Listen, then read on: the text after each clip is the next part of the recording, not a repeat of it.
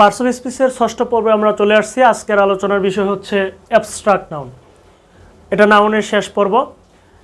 তো abstract noun হচ্ছে যে সকল নাম ধরা ছোঁয়া যায় না, স্পর্শ করা যায় না, অনুভব করা যায়, তারা হচ্ছে অ্যাবস্ট্রাক্ট নাউন।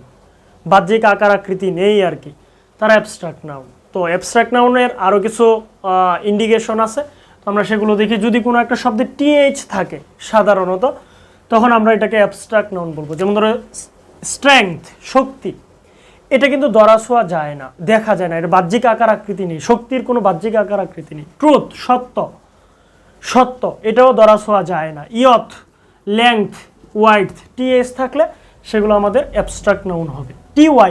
টিওয়াই যদি থাকে, বিউটি, সৌন্দর্য, এটা কিন্তু অনুভব করার বিষয়, ধরা ছোঁয়া যায় না, বাহ্যিক আকার আকৃতি নেই।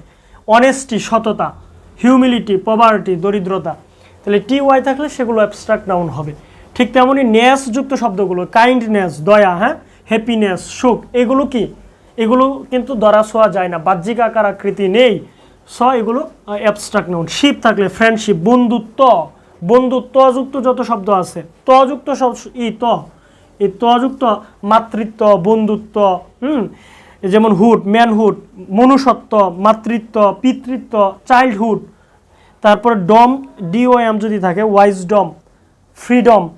আর ওয়াই যদি থাকে, ব্রেভারি, ভিক্টোরি, স্লেভারি। সিই যদি থাকে, চয়েস, ওবিডিয়েন্স। সিওয়াই যদি থাকে, ইনফেন্সি, এজেন্সি, এগুলো অ্যাবস্ট্রাক্ট নাউন।